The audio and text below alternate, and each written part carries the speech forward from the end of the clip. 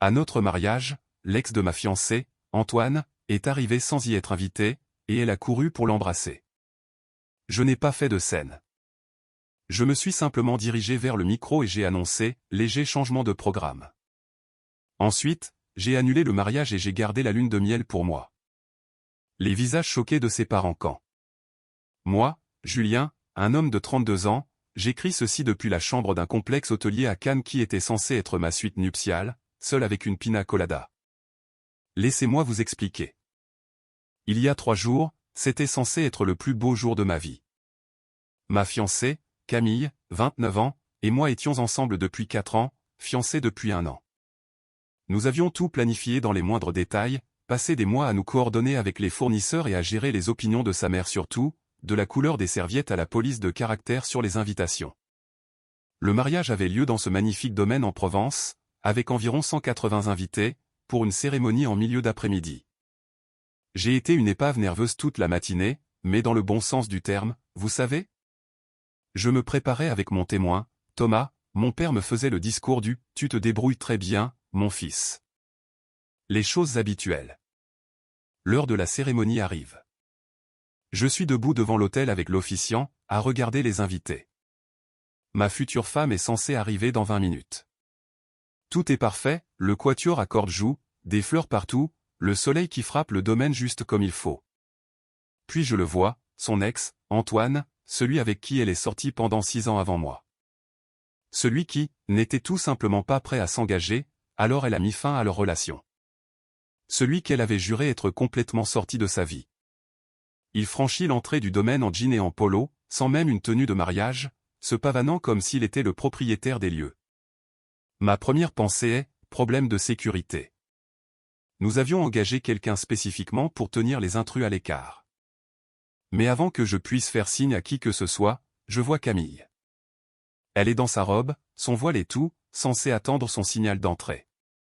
Au lieu de cela, elle court, un vrai sprint à travers la pelouse en talons et en robe de mariée, le bouquet volant vers lui. Elle se jette sur lui dans une étreinte qui me retourne l'estomac. Le genre d'étreinte où elle s'agrippe à lui, le visage enfoui dans son épaule. Il a les 2 bras enroulés autour d'elle. Je peux voir les invités se retourner, murmurer. Le visage de ma mère devient blanc. Il reste là pendant peut-être 10 secondes qui semblent durer 10 heures. Puis elle se recule, les mains sur son visage, parlant rapidement. Il hoche la tête, répond quelque chose. Elle sourit, pas un sourire poli, un vrai sourire sincère, illuminé de l'intérieur. Je regarde mon témoin, Thomas. Il est figé, il ne fait que regarder. L'officiant a cette expression de « qu'est-ce que je fais ?» Voilà ce qu'il y a avec des moments comme celui-ci, vous obtenez une étrange clarté. Comme si le temps ralentissait et que vous voyez tout exactement pour ce que c'est. Pas de confusion. Pas de « peut-être que je comprends mal », juste la pure vérité cristalline. Elle a choisi cette étreinte plutôt que de remonter l'allée. Elle a couru vers Antoine pendant que j'étais debout à l'autel, à l'attendre. Quelle que soit la nature de cette relation, elle n'était pas morte. Et je n'allais pas épouser quelqu'un qui ferait ça à notre propre mariage. Je me suis dirigé vers le microphone. Les invités se sont tus, s'attendant probablement à ce que je fasse une annonce concernant un retard. « Salut tout le monde », ai-je dit, la voix étonnamment stable. Léger changement de programme. Il n'y aura pas de mariage aujourd'hui. On pouvait entendre le souffle collectif. Le téléphone de quelqu'un est tombé par terre. J'annule tout. J'apprécie que tout le monde soit venu, mais ça n'aura pas lieu. La salle de réception est déjà payée, alors s'il vous plaît, allez-y et profitez de la nourriture et du bar à mes frais. Considérez cela comme une fête. Camille s'est finalement retournée. Elle était toujours avec Antoine, à une dizaine de mètres. Son visage a traversé environ 5 émotions en 2 secondes. « Qu'est-ce que tu fais » a-t-elle crié. « Ce que tu aurais dû faire il y a des semaines » ai-je dit dans le micro. Mettre fin à cela honnêtement. Elle a commencé à marcher vers moi, mais j'étais déjà en mouvement. J'ai rendu le micro à l'officiant très confus. J'ai attrapé Thomas. Nous devons y aller maintenant. Nous sommes montés dans ma voiture avant qu'elle ne puisse nous rattraper. Je pouvais l'entendre crier mon nom, sa mère hurler quelque chose à propos de « en discuter ». Peu importe. J'avais fini de discuter. Je suis rentré directement à la maison, j'ai enlevé mon smoking, j'ai jeté des vêtements dans un sac et j'ai appelé l'hôtel où nous avions réservé la lune de miel, une semaine dans cet endroit tout compris. Je dois modifier la réservation, leur ai-je dit. Ce sera juste moi maintenant. Pouvez-vous passer de la suite pour couple à une chambre simple et rembourser la différence? Ils ont été étrangement compréhensifs. Ce n'était peut-être pas la première fois qu'ils traitaient ce genre de situation. Nous pourrions faire ça, monsieur. Nous sommes désolés pour votre situation. Merci. Je viens quand même. Le vol est demain matin. Mon téléphone explosait, Camille, sa mère, ses demoiselles d'honneur, même son père. J'ai tout mis en silencieux et j'ai fini de faire mes bagages. Thomas est resté avec moi cette nuit-là. Il n'a pas dit grand-chose. Il a juste commandé une pizza et m'a laissé digérer. Vers minuit, j'ai finalement regardé mon téléphone. 237 appels manqués, 184 messages textes, la plupart d'elles. S'il te plaît, appelle. Nous devons parler. Tu réagis de manière excessive. Il est juste arrivé, je ne savais pas. Je peux expliquer. Ne fais pas ça. Plusieurs de sa mère, comment oses-tu humilier ma fille? Tu le regretteras. Nous avons dépensé 36 000 € pour ce mariage. Tu nous dois une conversation. Quelques-uns d'amis communs, mec, que s'est-il passé? Est-ce que ça va? Elle perd la tête.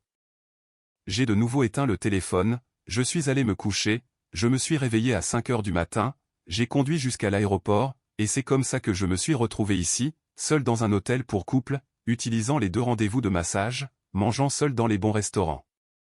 Recevant des regards apitoyés des couples en lune de miel. Mais honnêtement, je ne me sens pas mal. Je me sens libre, comme si j'avais échappé à quelque chose de catastrophique. Le téléphone explose toujours, mais je ne le vérifie qu'une fois par jour. Elle est passée des excuses à la colère, puis au désespoir. Sa mère menace de me poursuivre en justice pour les frais du mariage. Bonne chance avec ça. Ces demoiselles d'honneur me traitent de sans cœur. Mais aucune d'entre elles ne peut expliquer pourquoi elle a couru vers Antoine. Pourquoi elle l'a serré dans ses bras comme ça. Pourquoi elle avait l'air plus heureuse en ces 10 secondes que je ne l'avais vue depuis des semaines. J'ai encore 6 jours ici. Ensuite, je rentre à la maison et je gère le désordre qui m'attend. Mais pour l'instant, je vais finir ce verre et aller faire de la plongée avec Tuba. Mise à jour à mon retour. Première mise à jour, une semaine plus tard. De retour à la maison. Le désordre est pire que je ne le pensais. La première chose que j'ai faite en atterrissant a été de conduire jusqu'à l'appartement que nous partagions à Lyon. Je payais 70% du loyer depuis qu'elle était, entre 2 emplois, ces 6 derniers mois.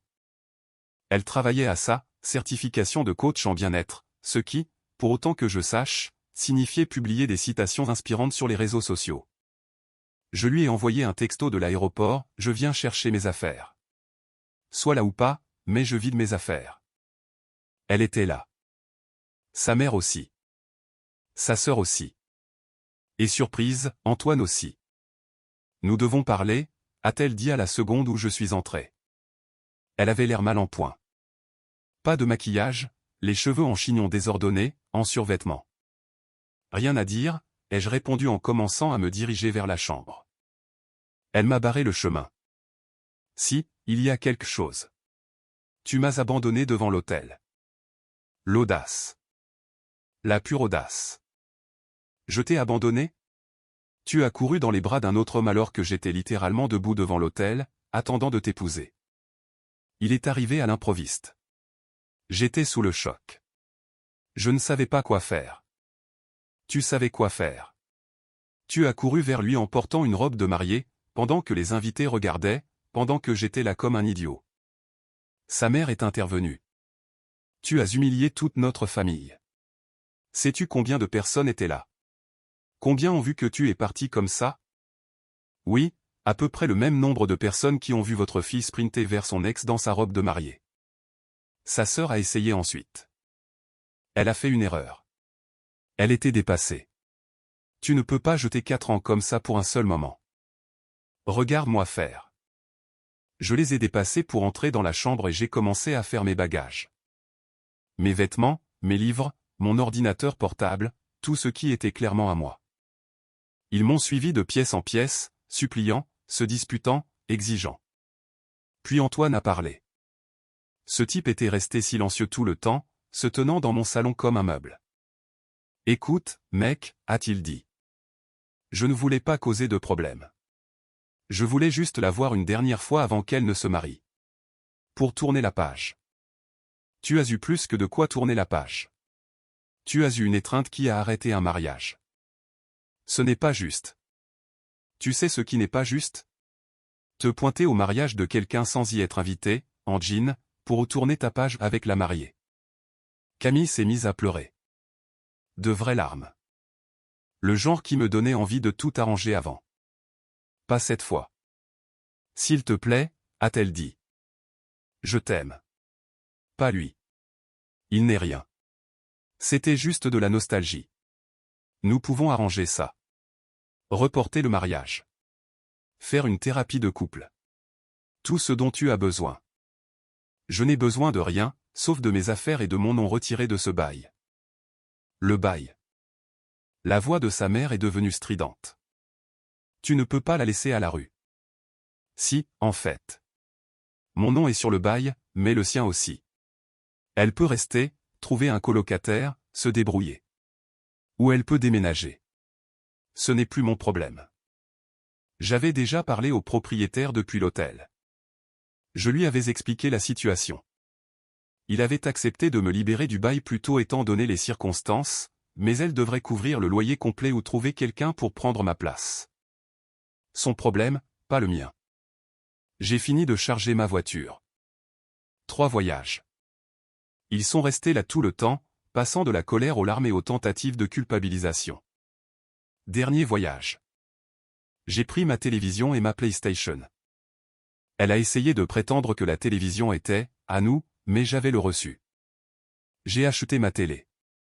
Sur quoi suis-je censé regarder Netflix, a-t-elle gémi. Ton téléphone peut servir de télé. Ce n'est pas mon problème. Alors que je chargeais la dernière boîte, sa mère a joué sa dernière carte. Tu sais, nous pouvons te poursuivre pour la moitié des frais du mariage. C'était 36 000 €. Ta moitié, c'est 18 000. J'attendais ça. J'ai sorti mon téléphone, ouvert mes courriels, et sorti le contrat avec l'organisatrice de mariage. Vous voyez cette ligne de signature? C'est celle de votre fille. Et celle-ci, c'est la vôtre. Vous avez toutes les deux signé en tant que contacts principaux et sources de paiement. Je n'ai rien signé. J'ai proposé de contribuer aux frais du bar, ce que j'ai fait, 2 700 € que j'ai payé directement à la salle, mais le contrat principal, c'est entièrement vous. Le visage de sa mère est passé de suffisant à pâle. Ce n'est pas possible. Tu avais dit que tu aiderais à payer. J'ai dit que j'aiderais. Je l'ai fait. Mais je n'allais pas mettre mon nom sur un contrat pour un mariage qui pourrait être annulé. Je suppose que mon instinct était bon. Je devrais mentionner que j'avais eu cette conversation exacte avec mon père il y a 6 mois. Il avait divorcé 2 fois. Il m'avait dit sans détour, mon fils, ne signe jamais ton nom sur un contrat de mariage. Les choses peuvent mal tourner. Protège-toi. Je pensais qu'il était paranoïaque. Il s'est avéré qu'il était intelligent. Sa mère avait l'air sur le point d'avoir une crise cardiaque. Alors, nous avons juste perdu 36 000 €. Vous avez organisé une fête. Les invités sont allés à la salle, ont mangé la nourriture, ont bu l'alcool. Vous avez eu ce pourquoi vous avez payé. Ce n'est pas ma faute si l'événement principal n'a pas eu lieu. Je suis monté dans ma voiture. Elle a couru jusqu'à la fenêtre du conducteur, en la frappant. S'il te plaît, dis-moi juste pourquoi. Pourquoi ne peux-tu pas me pardonner? J'ai baissé la vitre de 5 cm. Parce que tu as fait un choix au moment le plus important de notre relation. Quand tu aurais dû te concentrer sur moi, sur nous, sur notre avenir, tu l'as choisi, lui. Tu as couru vers lui. Cela me dit tout ce que j'ai besoin de savoir sur la place que j'occupe dans ton cœur. Ce n'est pas vrai. J'ai fait le mauvais choix à ce moment-là, mais je te choisis toi maintenant. Trop tard. Je suis parti. Dans le rétroviseur, je pouvais la voir s'effondrer sur l'allée. Sa mère essayait de la soutenir, sa sœur criant quelque chose à ma voiture. Je suis resté chez Thomas ces 3 derniers jours pendant que je cherchais un appartement. J'ai trouvé un 2 pièces décent. J'ai signé un bail hier. J'emménage ce week-end. Elle continue d'envoyer des textos. Les messages sont devenus plus sombres. Beaucoup de « tu as ruiné ma vie » mélangés à « je ferai n'importe quoi pour arranger ça ». Ses amis m'envoient des messages privés sur les réseaux sociaux, disant que je suis cruel, sans cœur, que je jette un « véritable amour » pour un « malentendu ». Mais voici ce qu'ils ne comprennent pas, ce n'était pas un malentendu. J'ai parfaitement compris. Elle n'avait pas tourné la page avec Antoine. Peut-être qu'elle ne le ferait jamais. Et je n'allais pas passer mon mariage à me demander quand il réapparaîtrait et si elle courait vers lui de la même manière. Oh, et le meilleur, des amis communs qui étaient au mariage m'ont contacté. Apparemment, après mon départ et mon annonce, Camille et Antoine ont été vus en train de parler pendant encore 20 minutes dans le jardin pendant que les invités se dirigeaient maladroitement vers la réception. Quelqu'un a pris des photos. Elles ont circulé dans le groupe de discussion. Sur l'une d'elles, elle est toujours dans sa robe de mariée, il a son bras autour de ses épaules, elle se penche contre lui. Ce n'est pas à cela que ressemble le choc ou le besoin de tourner la page. C'est à cela que ressemble le réconfort. Comme un retour à la maison. Elle a choisi sa maison, et ce n'était pas moi. Deuxième mise à jour.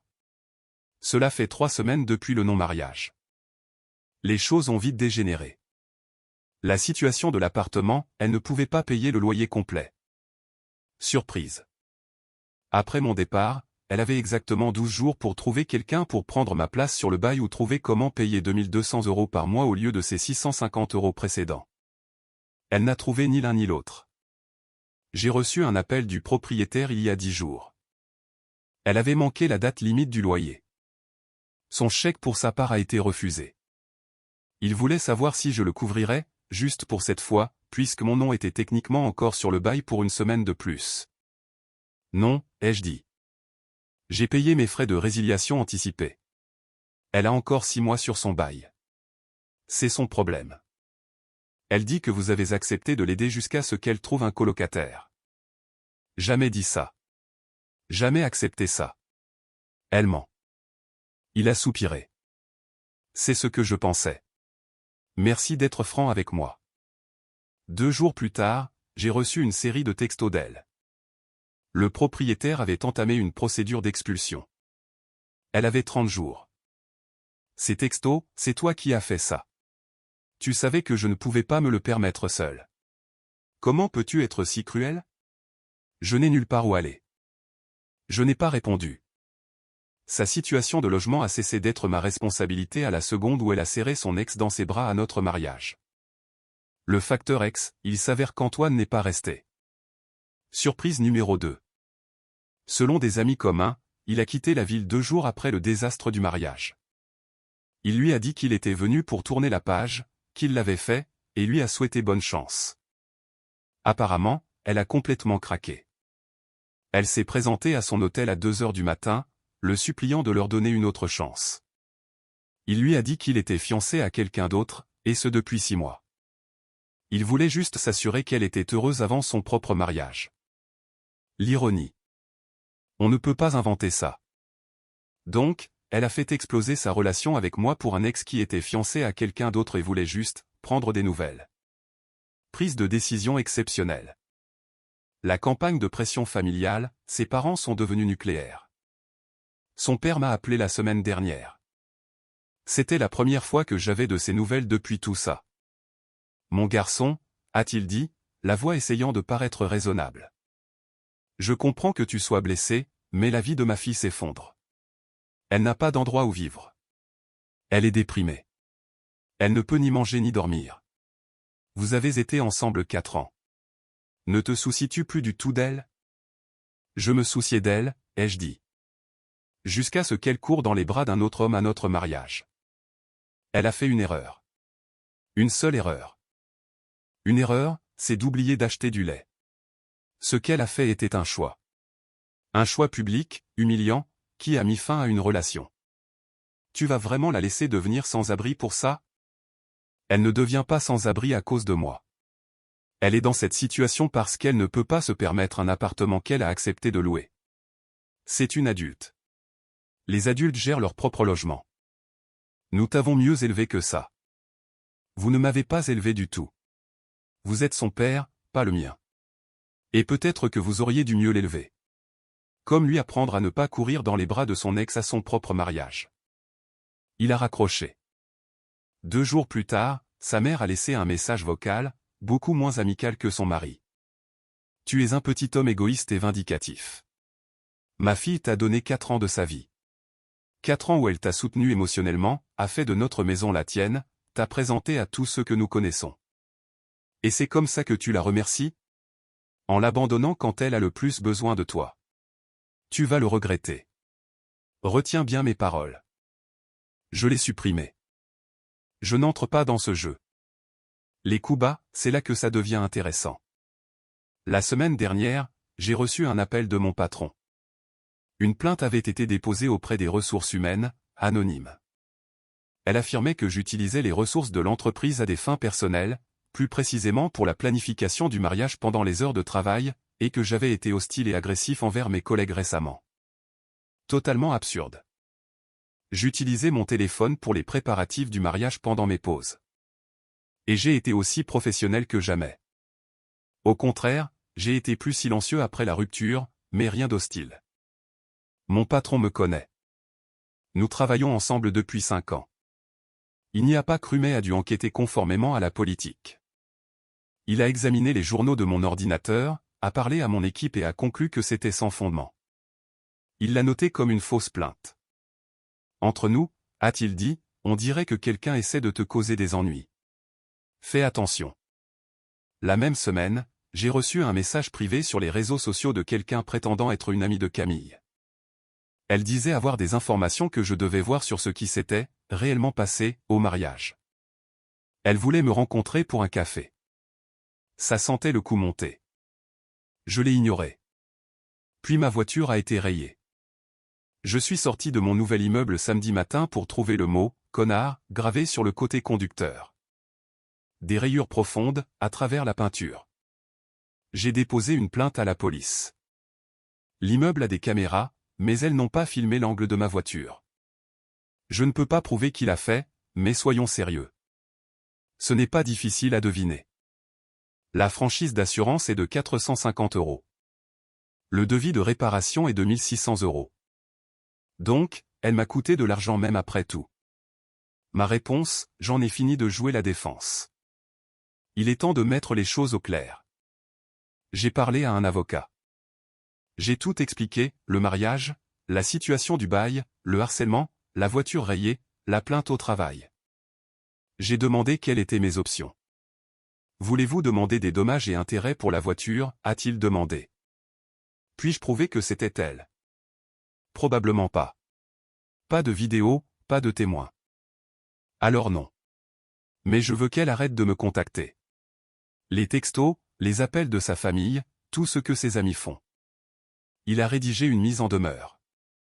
Papier à en-tête légale, langage formel, tout le tralala. En gros, ça disait, cessez de me contacter directement ou par l'intermédiaire de tiers. Cessez d'endommager mes biens. Cessez de déposer de fausses plaintes.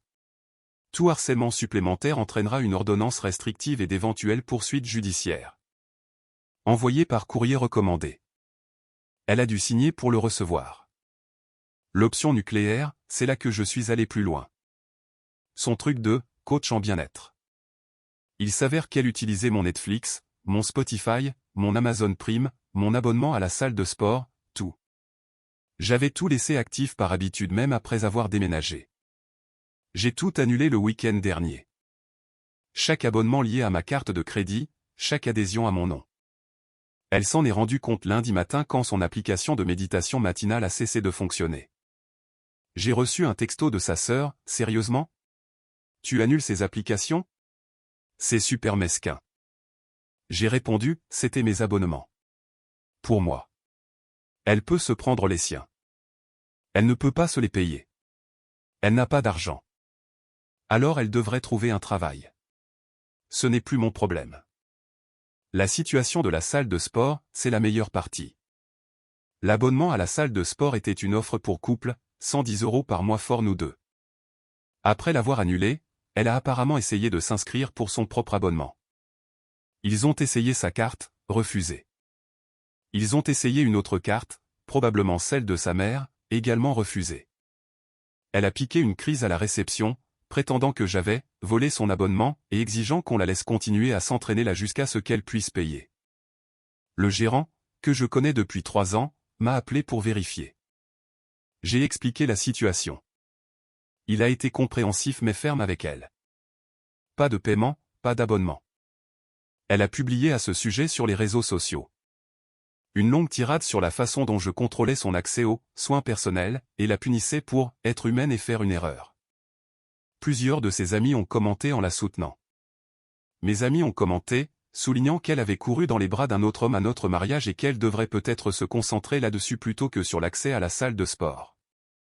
La publication est devenue un champ de bataille. Elle l'a supprimée 3 heures plus tard. 3e mise à jour, finale. Cela fait 2 mois. Il est temps pour la mise à jour finale car ce chapitre est officiellement clos. L'expulsion, elle a été expulsée. Elle devait être partie à la mi-mois. Elle continuait de publier des mises à jour dramatiques sur les réseaux sociaux sur la façon dont elle était, forcée à devenir sans-abri, par l'homme qui prétendait l'aimer. Elle ne m'a pas identifié, mais tout le monde savait. Ses parents sont intervenus à la dernière minute, lui ont loué un minuscule studio dans un quartier pas terrible de la ville. Apparemment, sa mère est plus que furieuse de devoir payer pour cela. J'ai entendu dire qu'il lui facturait 400 € par mois pour ce loyer, qu'elle n'arrive apparemment même pas à payer de manière fiable.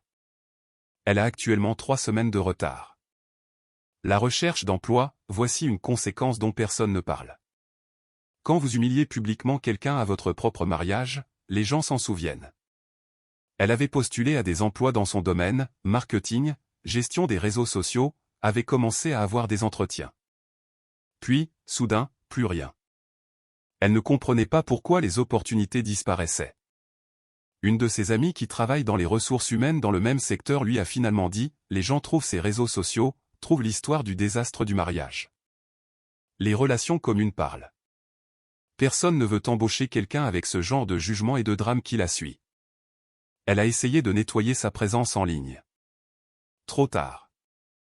Les captures d'écran existent. L'histoire s'est répandue. Elle est devenue en gros, cette fille qui a couru vers son ex à son propre mariage. Elle a finalement trouvé un travail la semaine dernière. Vente au détail, à temps partiel, 13 € de l'heure. Pour quelqu'un avec un diplôme de 4 ans et des aspirations à devenir une influenceuse en bien-être, ça doit faire mal. Le mariage de l'ex, l'heure de la justice poétique. Antoine s'est marié il y a 3 semaines. Son mariage avait l'air magnifique, d'après les photos qui ont été partagées. Elle les a vues, a eu une autre crise de nerfs publics. Elle a publié une longue story Instagram sur les personnes toxiques et les fausses connexions et comment certaines personnes ne méritent pas de tourner la page. Des pics à peine voilés contre lui. Sa nouvelle femme a apparemment trouvé les publications, l'a bloquée, et a fait en sorte que plusieurs amis communs la bloquent aussi. Elle est donc maintenant coupée de tout ce cercle. Elle m'a envoyé un texto après avoir vu les photos de son mariage, « J'espère que tu es heureux. Tu as tout gâché. J'aurais pu avoir une vie. Maintenant, je n'ai rien. » Je n'ai pas répondu, mais j'ai transféré le message à mon avocat au cas où. Le procès qui n'a jamais eu lieu, sa mère a menacé de me poursuivre pour rupture abusive des fiançailles. Mon avocat a ri. Ça date du 19e siècle. Aucun tribunal ne s'en saisira. Dites-lui d'aller voir ailleurs.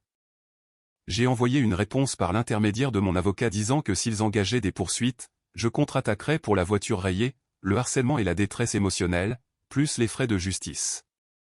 Je n'ai plus jamais entendu parler d'un procès. Ma vie maintenant, je vais bien. Vraiment très bien, en fait.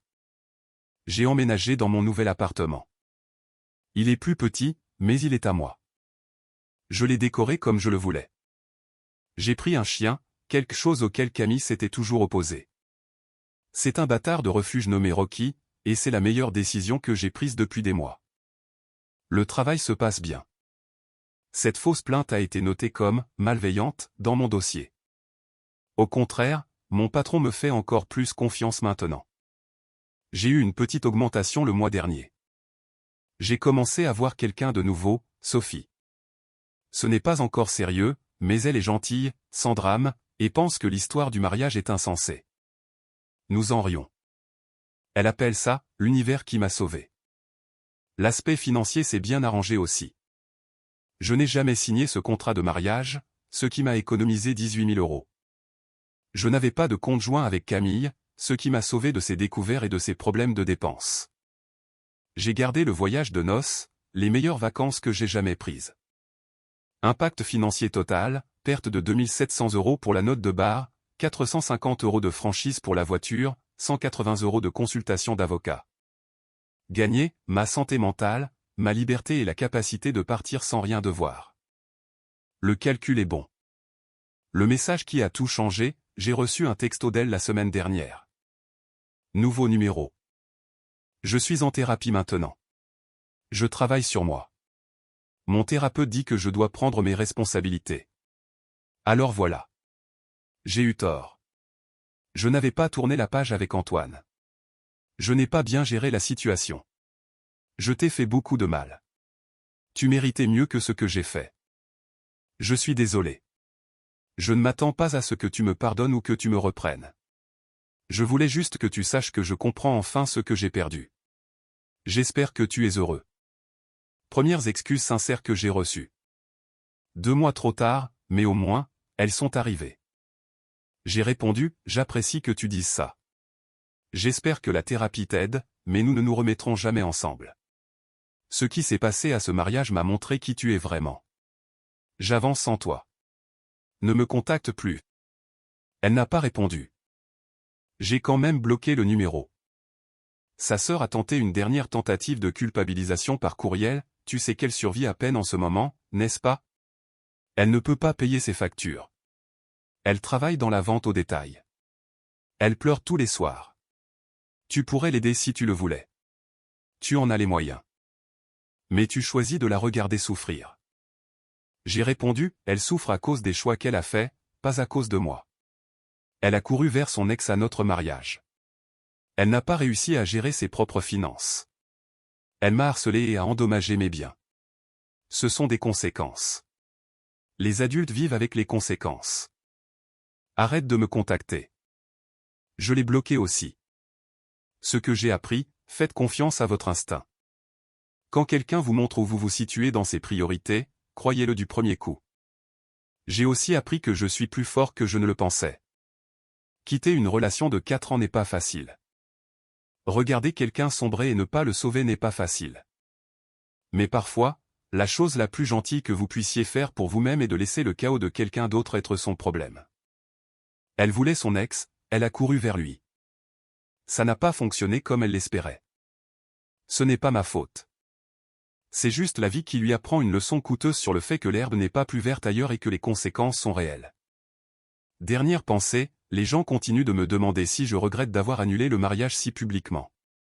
Si j'aurais aimé gérer ça différemment. Non, pas même un peu. Elle m'a humilié publiquement en courant vers un autre homme dans sa robe de mariée. J'ai répondu en me protégeant publiquement. Ce n'est pas de la vengeance, c'est du respect de soi. Aurais-je pu être la personne la plus mature et en discuter? Bien sûr. Et je serais probablement marié à quelqu'un qui passerait tout notre mariage à se demander, et si, qui enverrait des textos à son ex dans mon dos, qui me reprocherait son malheur. Au lieu de ça, je suis célibataire, content, et je vis une vie sans drame avec mon chien et une femme qui pense que les weddings crachés appartiennent au film, pas à la vie réelle. Je préfère ça à réparer une relation qui était brisée avant même d'arriver à l'hôtel. À quiconque lit ceci et se demande s'il doit ignorer les signaux d'alarme ou surmonter des trahisons évidentes, ne le faites pas. La vie est trop courte pour épouser quelqu'un qui court vers une autre personne alors que vous êtes juste là, à l'attendre. Elle a fait son choix à ce mariage, et j'ai fait le mien. Aucun regret. Il est temps de vraiment passer à autre chose.